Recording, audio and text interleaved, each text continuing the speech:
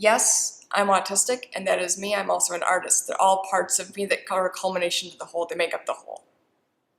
And I wouldn't be the same without any of those individual parts. They're equally important. It is my responsibility, though, that I have these labels to promote acceptance in others and to show others that they can be who they want to be.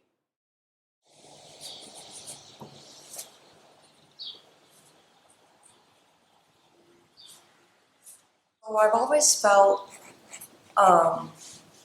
like it was difficult to relate to other people.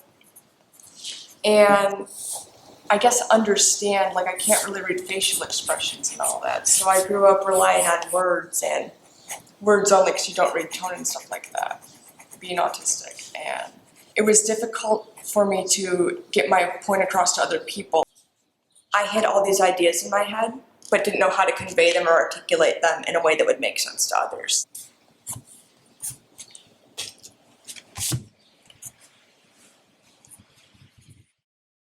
Art's always been very therapeutic for me. It's been a powerful vehicle for me to get my point across to other people when words were too difficult. How other people viewed me, they couldn't really relate to me, especially peers and all that. I don't really know entirely why, but I think it's because maybe they couldn't relate to my behaviors or my quirks, or I couldn't really get my point across to others in a way they could understand, but art enabled me to do that, and then I became more articulate in the process. A lot of people, they would, bully me and all that, say that I was a loser, they called me a robot or autism girl, and they picked up on it, and they tried to use that against me. That caused a lot of doubt. When I have a hard time communicating with someone, I always think it's me. I blame myself, and then the doubt creeps in and all that, saying, well, you're not good enough, and you could have done this better, and you're worthless and all that. And it really creates this depression, because then I get triggered back to the memories where I was bullied and all that. But I'm better at separating my anxiety from what's real at this point, but I didn't used to be. I used to think everyone was out to get me and all that. I had a lot of feelings of paranoia, and that was mixed into it. And it's all about balance, because then I got the right support for that, and I can manage, differentiate what's real or not more now. But I had a really hard time with that. I'd say the two strongest emotions that are reflected in my work are doubt and love, because they come hand in hand, but they're also kind of opposite at the same time.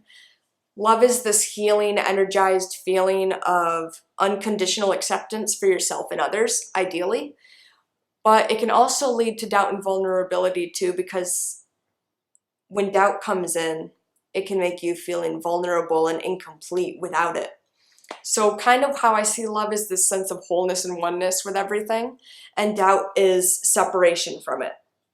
And they're two opposites that often can mix together, but generally they're two separate concepts. And that's why I call my one work parallels, because I think of doubt, I think of fear and insecurity and all that, and love is like an ideal state of mind where you just accept everything as it is, you accept yourself, you accept others. It's this give and take, it's this balance. It's the ideal balance everyone hopes for. I'm sure I'll be even more articulate and more able to balance my emotions, because I think I'm on the right track now, and that I want to keep growing and learning more about myself and others. And I'm sure when I'm much older looking back, that I hope to say that I'll still be proud of what I'm doing, because I'm not going to give up what my passion is and all that. I want everyone to know that stigmas for any condition pretty much, like mental health, autistic and all that, and the less capable stereotype are really harmful.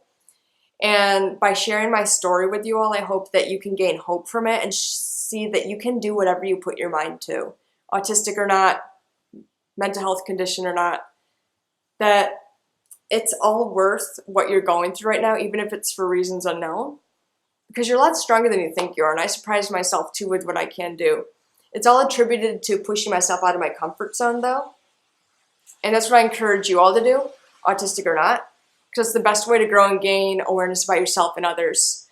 I hope that whoever's watching this will feel inspired and know that my big message is to show people they're not alone. But when you get to a low point, you may not think you're worthy of what's best for you, but you really are, and I want everyone to know that everyone's deserving of love, whether they realize it or not. And a lot of my work deals with shifting from fear to love, something I hope everyone can achieve.